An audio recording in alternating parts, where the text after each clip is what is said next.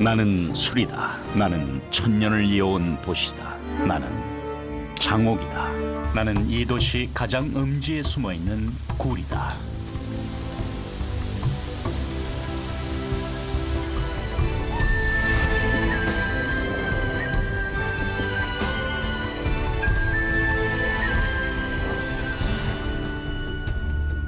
일반적인 다큐멘터리 방송에서 역사적인 건축물들을 얘기를 할 때 보면 조금 이렇게 딱딱하게 역사 기록물을 읽어가다 보면 조금 이해도 안 되는 부분도 있고 지겨워지는 부분도 많이 있었는데, 경남아 사랑의 근대유산 방송은 1인칭 시점으로 해서 방송을 듣다 보면은 그 건축물이 지어졌을 때 그 시대의 모습으로 이제 시간 탐험을 떠나는 같은.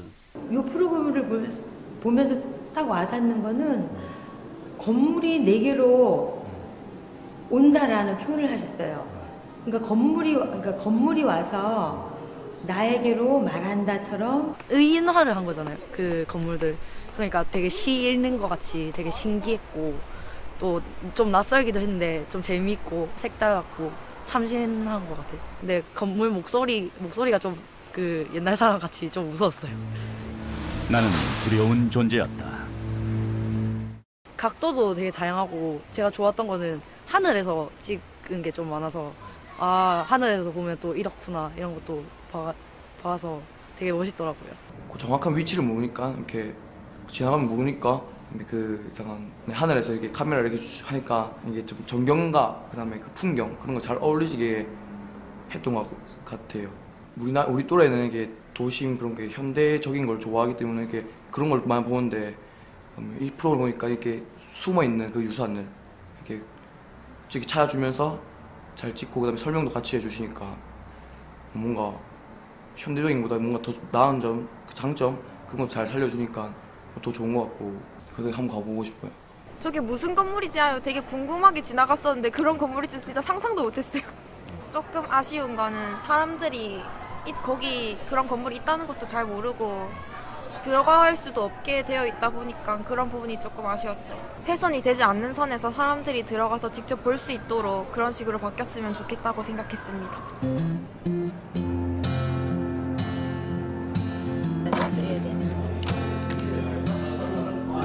기억이 있는 도시라 새로 깨끗한 도시가 아니라 과거의 모습들을 속에서 이어나가는. 예, 우리 마산이 개항한 지가 1899년도입니다. 그래서 올해로 116년 차 되는데, 그래서 우리 근대 문화유산들이 많이 산재가 해가 있는데 이 개발이라는 그 면모 아래 많이 소실이 되고 없어져 갑니다.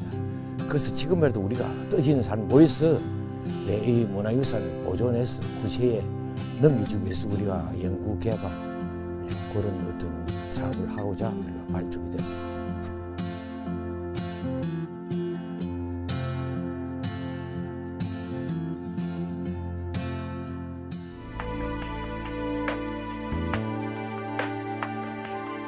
나는 마산 하포구 월남 3가 11번지에 살고 있는 건물이다. 일제식 기와 지붕이 붉은 벽돌의 나는 1926년 세워졌다. 이 자리에서 88년을 살아오는 동안 나는 점점 주변 풍경과 어울리지 않게 되었다.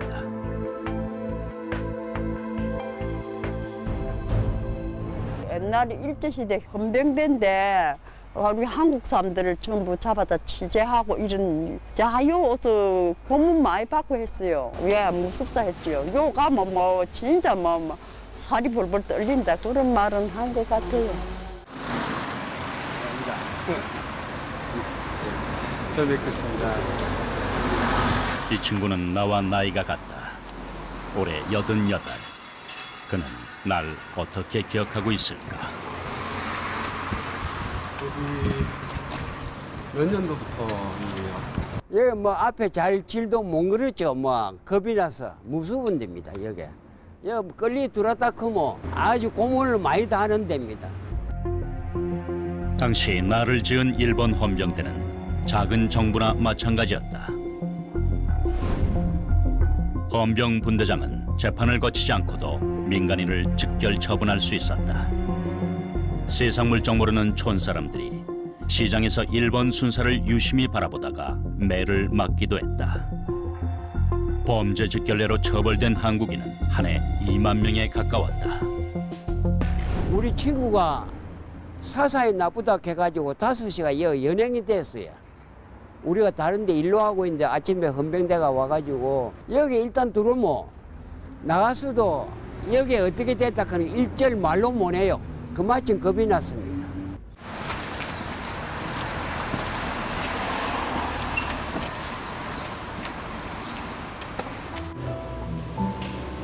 한 번 끌려 들어오면 제발로 나가기 어려운 곳. 그게 바로 나 헌병 봉견대였다. 나의 내부를 기억하는 사람은 많지 않다. 봉견대 평면은 중복도를 사이에 두고 좌우에 방이 배치되는 전형적인 근대 관공서의 형태를 취하고 있습니다. 특히 남쪽 방향, 햇빛이 잘 드는 방향에는 공적인 업무를 담당하는 실들이 주로 배치가 되고, 북쪽 또는 햇빛이 잘 안 드는 쪽에는 사적이고 은밀한 업무를 보는 공간들이 배치됐습니다.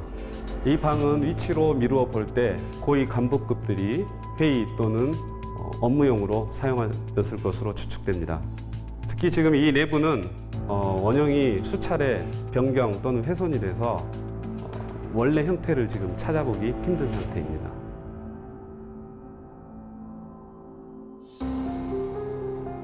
이 사람은 살면서 나를 2번이나 만났다. 저기가 어디입니까? 만주 아닙니까? 아, 저게 만주입니까? 그 첫 번째는 대학생이던 그가 학도병 징집을 피해 광산에 숨었다 끌려왔을 때다. 말 못할 정도 우리가 당했죠. 석초이라는 헌병한테 내가 잡혀갔거든. 어디서 후드기가 왔느냐고 저 소화강산에 숨어 있었습니다. 그 나를 보더만 일본말로 요모 니기들 기다니 잘 네가 숨어왔구나 이래. 이곳으로 끌려온 청년들 뒤로 문이 닫힐 때 그들의 심정은 과연 어땠을까? 그거는 표현 못할 정도 긴장합니다. 내가 뭐 우리가 겁을 내가지고 그 옳기나 봅니까만 자원 뭐 헌병대 그 앞을 지나갈 때마다 우리 한국 사람들이 치를 떨었으니까. 사용자들의 증언에 의하면 이 방 어딘가에 지하로 내려가는 계단이 있었다고 합니다. 지금은 사라진 그 계단, 과연 지하엔 무엇이 있었을까요?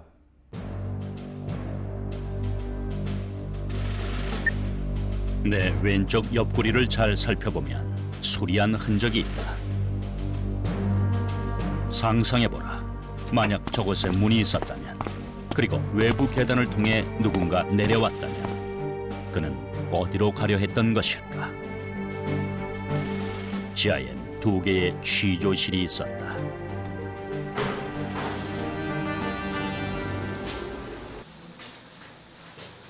사람이 겨우 설 만한 높이의 한 평 남짓한 공간.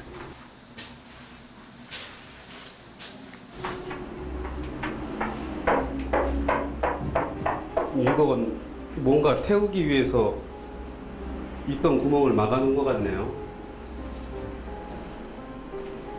밖에 굴뚝이 있네요. 이 좁은 방에 일본 헌병과 단둘이 있었다고 생각하면 소름이 돋습니다. 이 좁은 방에서 수많은 사람들이 고초를 겪었다. 구전에 따르면 해방 후 취조실 바닥 아래서 인골이 발견되었다고도 한다.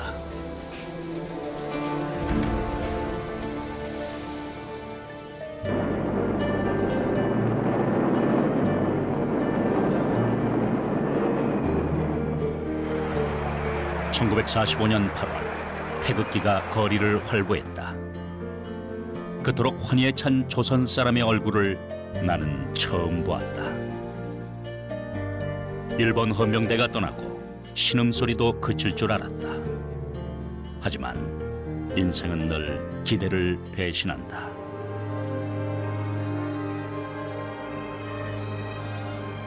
일본인들이 떠나고 붕견되는 두 번째 주인을 맞이하게 됩니다. 국방부에서 정보기관으로 사용하게 되죠. 해방 뒤에는 특무대가 때가 있다가 뒤에는 해양공사라고 때가 있는데 우리 뭐 무슨 일로 했니 그거는 잘 모르고 해양공사라고 명칭이 바뀌가 있습니다. 여기가. 예. 그래 근데 사람도 별 얼렁거리지 안 해요. 군인들이 있었다. 우리 한국 군인들 방첩 때. 그렇게 이 사람은 나를 또 한 번 만나게 된다. 총소리가 펑펑펑 나는 게라. 이 총소리가 또 무슨 총소리인고. 어느 날 무장 군인들이 학교를 점령했다. 특무대 CIC라고 했다. 특무대라 부니까 그때는 뭐 제피명 뭐 죽이려 9.514.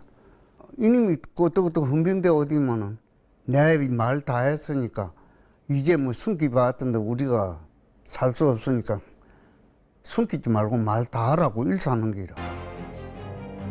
아무 증거가 없더라도 빨갱이라는 한마디에 목숨이 오고 가던 시절이었다. 그런 일이 없다 이러고 그런 일이 없어 그러면서 젖어서 요 컵을 갖다 제트를 갖다 탁 숫자 우드님 던진데 보니까 요 내가 맞아가지고 처음에는 아픈 줄도 몰라요.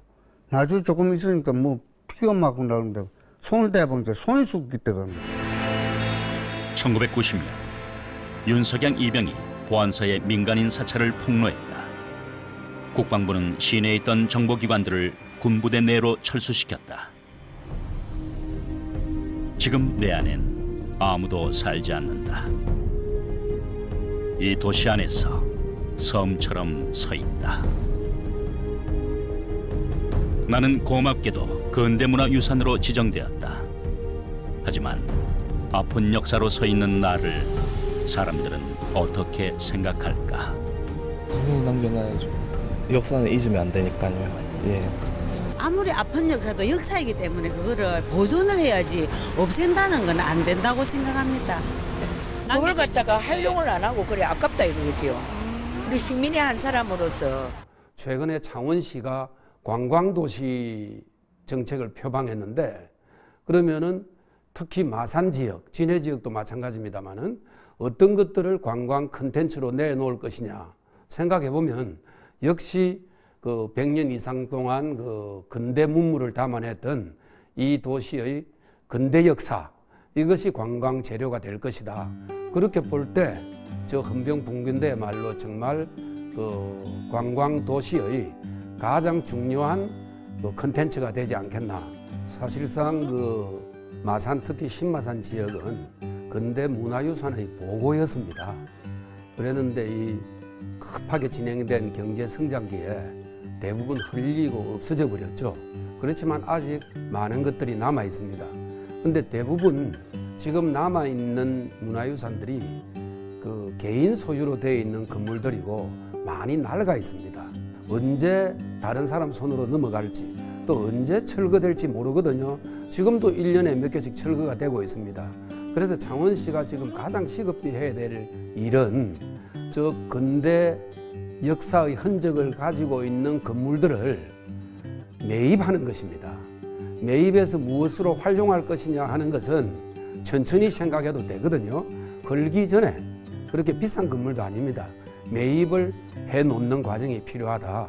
가장 우려되는 것은 공직에 있는 사람들 이야기를 들어보면 이런 것들을 재생시켜 가지고 관광 상품화 만들어서 경제적 이익이 생기지 않겠느냐.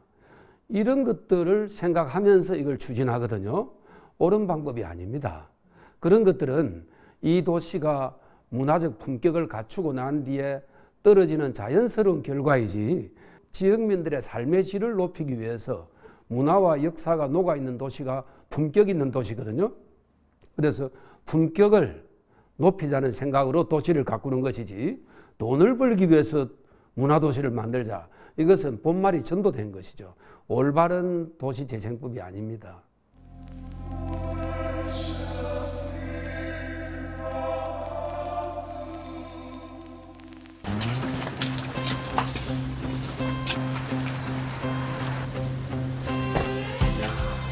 자연의 원형이 그대로 보존돼 있네. 천년까지. 야.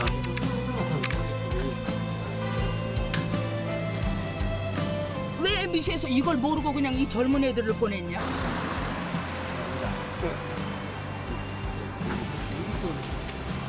일절 말로 못해요. 지금 현재로 여기 남아있지. 다 죽었어. 누군 다지 생각하지.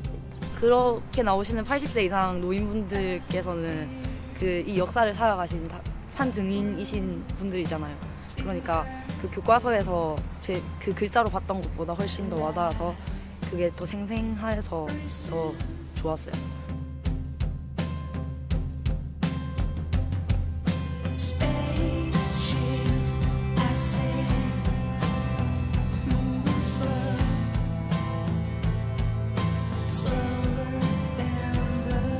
백년의 유산. 백년의 유산. 백년의 유산. 백년의 유산. 백년의 유산. 우리에게 주어진 100년의 유산. 그 가능성은 여러분이 쥐고 있습니다.